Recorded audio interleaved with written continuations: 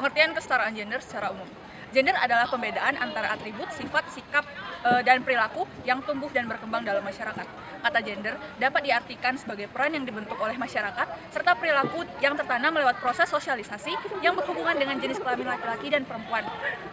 Ada perbedaan secara biologis antara perempuan dan laki-laki. Namun, kebudayaan menafsirkan perbedaan biologis ini menjadi seperangkat tuntutan untuk sosial tentang kepantasan dalam berperilaku dan pada giliran hak-hak, sumber daya, dan kuasa. Namun, tuntutan ini bervariasi di masyarakat, tapi terdapat beberapa kemiripan yang mencolok. Misalnya, hampir semua kelompok masyarakat menyerahkan tanggung jawab perawatan anak pada perempuan, sedangkan tugas kemiliteran diberikan kepada laki-laki. Sebagaimana halnya ras, etnis, dan kelas, gender adalah sebuah kategori sosial yang sangat menentukan jalan hidup seseorang dan partisipasinya dalam masyarakat dan ekonomi. Tidak semua masyarakat mengalami diskriminasi berdasarkan gender dalam bentuk kesenjangan dan perbedaan dalam tingkat yang berbeda-beda. Seringkali dibutuhkan waktu cukup lama untuk mengubah ketidakadilan. Suasana ketidakadilan ini terkadang bisa berubah secara drastis karena kebijakan dan perubahan sosial atau ekonomi.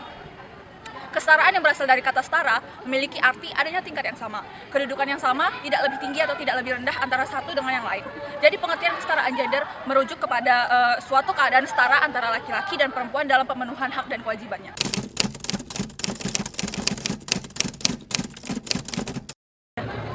Pengertian gender menurut para ahli. Pengertian gender menurut H.T. Wilson adalah suatu dasar untuk menentukan perbedaan antara laki-laki dan perempuan pada kebudayaan serta kehidupan kolektif yang nantinya mereka menjadi laki-laki dan perempuan. Menurut Yanti Mukhtar 2002, pengertian gender merupakan jenis kelamin sosial atau konotasi masyarakat untuk menentukan peran sosial yang berdasarkan jenis kelamin itu sendiri. Menurut Silvana 2013, dalam Women Studies Encyclopedia, bahwa pengertian gender ialah suatu konsep kultur yang membuat perbedaan dalam hal peran, tingkah laku, dan karakteristik emosional antara laki-laki atau perempuan yang berkembang dalam masyarakat. Menurut Mansur Fakih, mendefinisikan gender sebagai suatu sifat yang melekat pada kaum laki-laki maupun perempuan yang dikonstruksi secara sosial dan kultural. Menurut Puspitawati tahun 2013, pengertian gender ialah perbedaan antara laki-laki dan perempuan dalam peran, fungsi, dan perilaku yang dibentuk oleh tata nilai sosial, budaya, ataupun adat istiadat.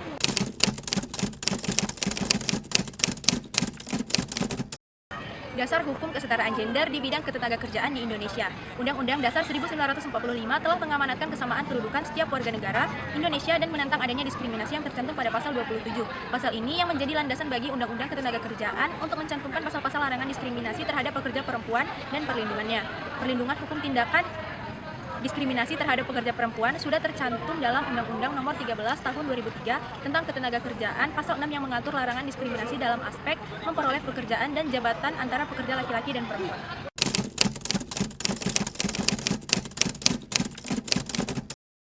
Kesetaraan gender di bidang profesi bagi laki-laki dan perempuan hingga saat ini belum mencapai titik maksimal.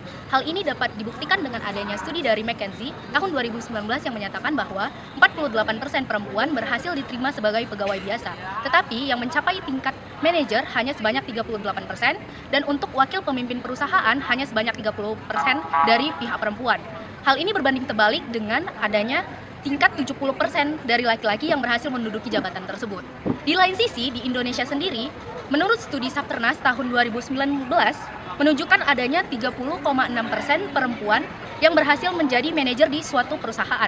Dan 2 kali lipatnya, yaitu 69,3% dari laki-laki berhasil menduduki jabatan manajer di perusahaan tersebut. Menurut studi Sapternas tahun 2020, ada kesenjangan upah dari perempuan dan laki-laki. Hal ini dibuktikan dengan adanya kesenjangan 23% dari upah perempuan dibandingkan upah laki-laki, meskipun mereka memiliki ijazah sarjana yang sama.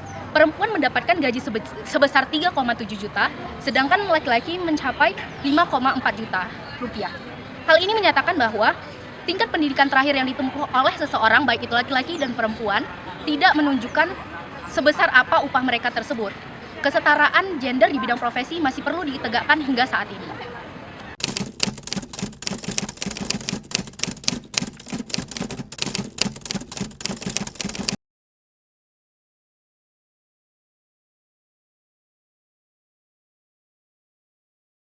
Gender itu sebenarnya bukan karakteristik, tapi lebih kayak kedudukan atau sifat yang membedakan mana maskulin, mana feminisme gitu. Dan itu biasanya terbentuk dari budaya ataupun lingkungan dari orang-orang tersebut. Kalau menurut saya sendiri, gender itu adalah suatu konsep yang membedakan antara maskulinitas dan feminitas di dalam perannya dalam kehidupan bermasyarakat.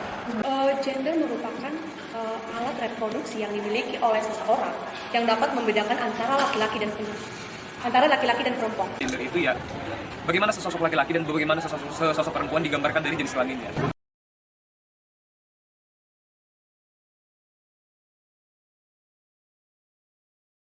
Sebenarnya patriarki ini sendiri selain berdampak bahaya terhadap perempuan, juga berbahaya nih terhadap laki-laki gitu. Secara tidak langsung itu menuntut laki-laki untuk lebih effortful di segala bidang. Misalkan nih cowok kalau pakai skincare itu dikatain bencong, padahal kan enggak gitu ya. Atau misalkan untuk perempuan sendiri, patriarki itu menghambat di beberapa hal seperti kayak pendidikan maupun untuk perempuan untuk lebih develop dirinya sendiri. Maksudnya ini patriarki dalam artian dan berarti menurut saya patriarki itu kan berarti adanya yang lebih tinggi dari satu sama lain gitu. Nah menurut saya hal ini tentu berbahaya karena jika ada salah satu yang lebih condong atau lebih berkuasa, maka yang berada di bawah ini menjadi diskriminasi namanya kan. Nah berarti pihak yang mendapat diskriminasi ini akan menjadi tidak mampu untuk mengeluarkan potensi dari dirinya dan menjadi akan ada timbul perasaan tidak aman dan terancam dalam kehidupan karena merasa bahwa apapun yang dilakukannya itu merupakan suatu kesalahan gitu, dan akan selalu ditindas ini salah. Menurut saya bahaya patriarki ini sangat membahayakan dan memberikan dampak yang buruk bagi perempuan yang menimbulkan ketidakadilan bagi perempuan yang bermuara pada kekerasan pada wanita. Bahayanya adalah terhambatnya perkembangan sesosok perempuan nantinya. Jadi kalau misalnya kita ini patriarki terus, jadi kayak nggak ada kesempatan untuk kawan-kawan yang lain ketika ini jadi budaya yang melekat gitu dan nggak setidaknya berkurang lah, gak usah dihindarkan, gak usah dihapuskan dulu nih patriarki. Setidaknya dihindarkan untuk pelan-pelan aja kita beralih untuk perempuan-perempuan ini diberikan kesempatan gitu.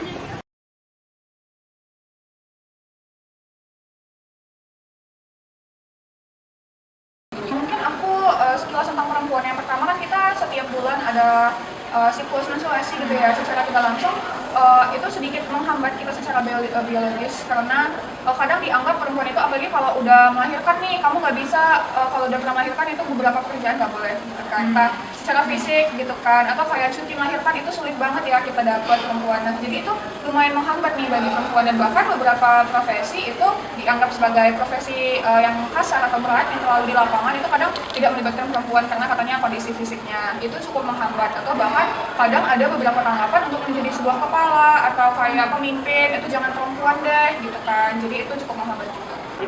Nah untuk pertanyaan ini yang ditanyakan kan penghambat dalam profesi. Nah menurut saya itu kita harus melihat dari profesi apa begitu, karena ada profesi yang memang membutuhkan sesuatu yang memang dimiliki seorang pria, ada profesi yang memang membutuhkan suatu kualifikasi yang dimiliki oleh seorang wanita gitu. Nah, apabila profesi yang membutuhkan kekuatan, tentu saja menjadi suatu faktor penghambat kekuatan tadi, karena jika secara basic saja itu kan pria lebih kuat secara fisik daripada wanita. Tapi pada beberapa pekerjaan yang memang yang membutuhkan suatu potensi di luar dari batasan-batasan gender tadi, seperti misalnya seorang chef, seperti itu menurut saya tidak ada, baik pria maupun wanita tetap bisa. Menurut saya faktor penghambat untuk menduduki suatu profesi untuk perempuan menurut saya sendiri nggak ada ya. Karena menurut saya untuk menduduki suatu profesi tertentu diperlukan kepercayaan diri. Kecuali dia merasa tidak percaya diri, itu menurut saya faktor penghambat gitu. Kalau misalnya dibilang hambatan, itu tergantung apa ya gue bilang? Tergantung instansinya juga ya, tergantung nggak melulu kita secara umum melihat, oh ini perempuan susah nih untuk mendapatkan jabatan gitu. Sebenarnya nggak juga. Tergantung kita melihat kemana gitu. Tapi aku nggak ada data yang menunjukkan di mana-mana aja nih susahnya perempuan untuk mendapatkan jabatan gitu. Tapi mungkin mungkin kawan-kawan di sini juga merasakan bahwasanya perempuan agak susah gitu. Nggak tahu, entah mungkin bawaan dari sosok laki-laki yang dari dulu-dulu mindsetnya laki-laki pemimpin, laki-laki jiwanya besar gitu, berani, gagah gitu. Cuma ya nggak melulu sih gitu.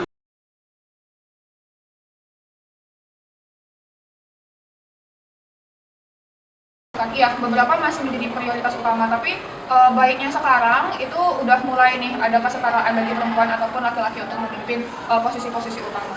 Saya hal ini tentu tidak ya, karena untuk menduduki suatu jabatan itu yang diperlukan adalah potensi dari diri orang tersebut, bukan apakah dia seorang wanita atau dia seorang pria begitu, karena dua-duanya sama-sama memiliki kesempatan selama mereka punya potensi yang sesuai dengan jabatan tersebut.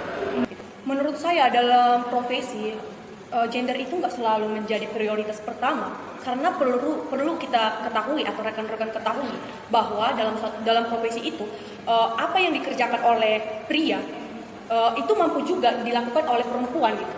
Nggak seharusnya, atau kita nggak selalu berpatokan pada laki-laki itu lebih kuat daripada wanita. Kita nggak boleh berpatokan pada itu, karena dari sini kita juga belajar ya kesetaraan gender, berarti kedudukan antara wanita dan pria itu sama gitu. Semua apa yang dikerjakan wanita itu bisa juga dikerjakan oleh laki-laki, apa yang dikerjakan oleh laki-laki itu bisa juga dikerjakan oleh wanita gitu. Aku bilang enggak. Kenapa? Ya kita butuh kesetaraan di sini. Kesetaraan ya antara perempuan, antara laki-laki gitu. Jadi tapi kenyataannya walaupun aku bilang nggak ada data, tapi mungkin terasa, kita bisa merasakan. Kayak apa ya, contoh kecilnya.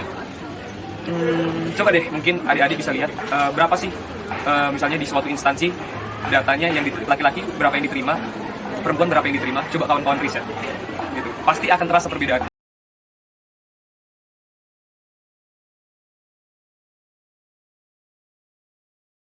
Kalau aku sendiri mengenai kegiatan ini, aku lumayan support aja sebenarnya selama itu konteksnya benar. Karena beberapa bahkan itu agak bias ya tanggapan feminisme, entah katanya oh berarti kalau feminisme cewek harus angkat galon dong, habis angkat galon gitu ya. Terlalu bias dan terlalu dangkal pemahaman beberapa masyarakat tentang feminisme. Sebenarnya ini adalah gerakan yang bagus apabila setiap orang itu paham gitu konteksnya apa. Jadi mungkin perlu lebih banyak edukasi lagi mengenai gerakan ini, dan orang juga ada keinginan dari dirinya untuk tahu lebih dalam lagi mengenai feminisme. Saya memiliki beberapa pendapat yang agak campur mengenai hal ini. Saya memang mengetahui beberapa gerakan feminitas.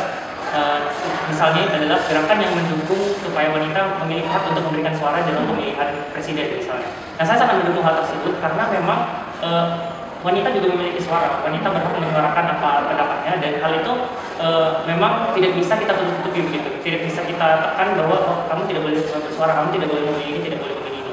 Nah, saya akan tetapi di hal lain saya juga mengetahui suatu gerakan feminitas Roe v. Wade, di mana wanita mendukung adanya gerakan mendukung aborsi. Nah, begitu.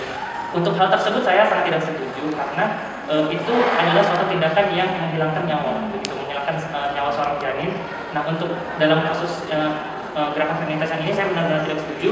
Itu karena dalam hal tersebut saya tahu bahwa dalam hal aborsi ada beberapa ketentuan di mana memang dilegalkan, misalnya dalam hal kesehatan atau mengancam nyawa sang ibu, tapi dalam hal aborsi secara umum itu lebih ke self control si wanita ketimbang dari memang mengharuskan semua wanita harus bisa aborsi. Kenapa enggak wanitanya aja mengontrol diri supaya tidak hamil begitu, mengontrol diri untuk tidak mudah bergaul dengan orang-orang begitu.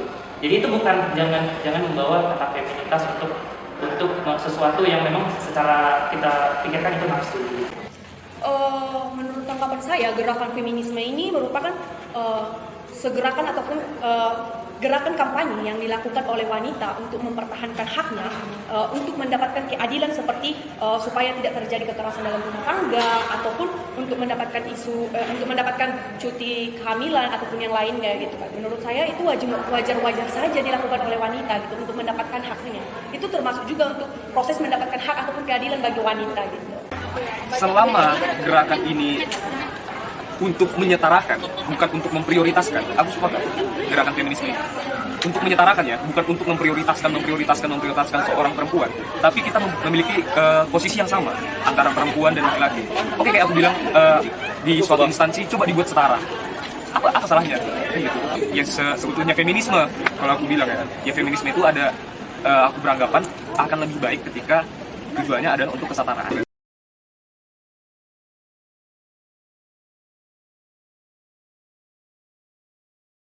Sebenarnya enggak sih, ini feminisme itu sebenarnya kita kan menyetarakan gender itu sebenarnya nggak hanya menguntungkan perempuan, namun juga menguntungkan laki-laki gitu kan. Secara tidak langsung stigma laki-laki yang terlalu membebankan laki-laki itu sendiri juga terhapus gitu kan. Jadi menurut aku itu seharusnya apabila semua orang paham konteksnya, kayak pertanyaan awal tadi, itu nggak memberatkan laki-laki.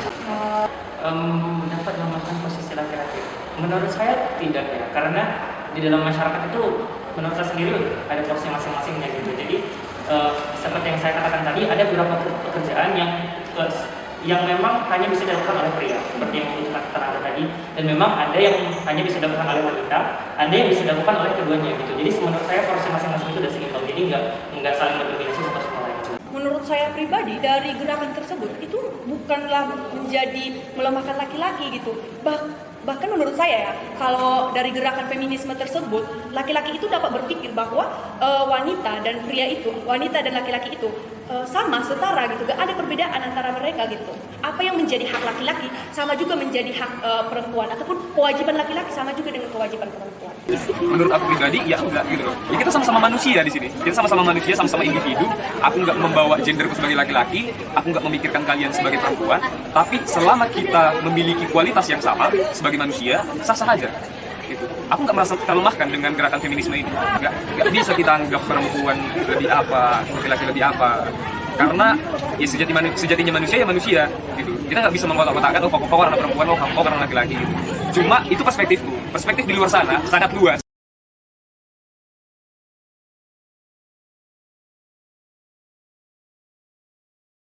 Sebenarnya secara biologis kita nggak bisa ya menampik hal itu karena memang dari masa otot, bentuk tubuh dan lain-lain itu memang benar adanya.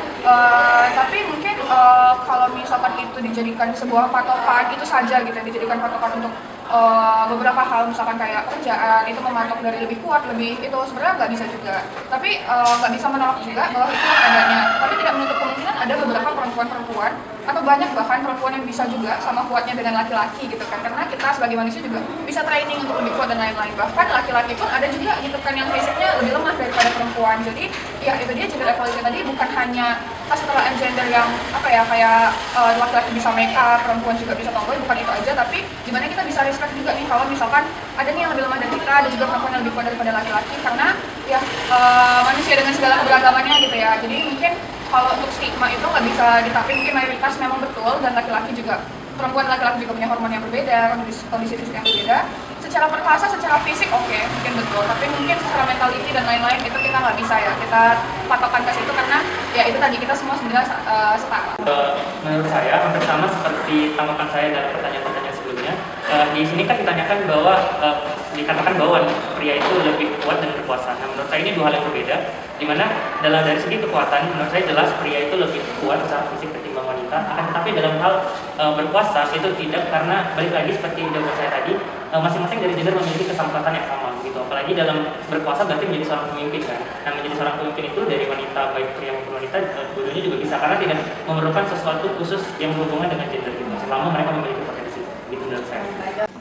Memang sering terjadi ya di kalangan masyarakat, oh laki-laki lebih kuat nih daripada wanita gitu. Tapi menurut saya sendiri, saya mematahkan statement tersebut. Saya kurang setuju dengan statement tersebut karena tidak semua laki-laki lebih kuat daripada wanita. Gitu. Masih banyak di luar sana perempuan-perempuan tangguh, perempuan-perempuan kuat.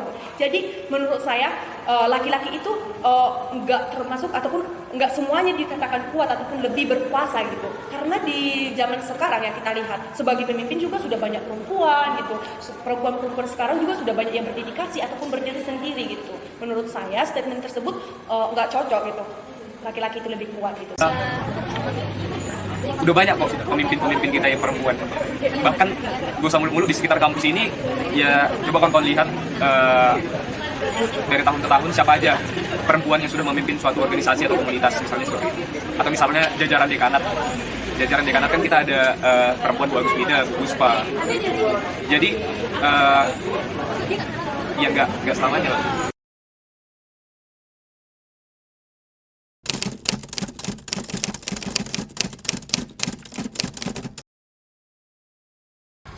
Kami, kelompok 2 kesetaraan gender, perjuangan manusia bukan perjuangan wanita.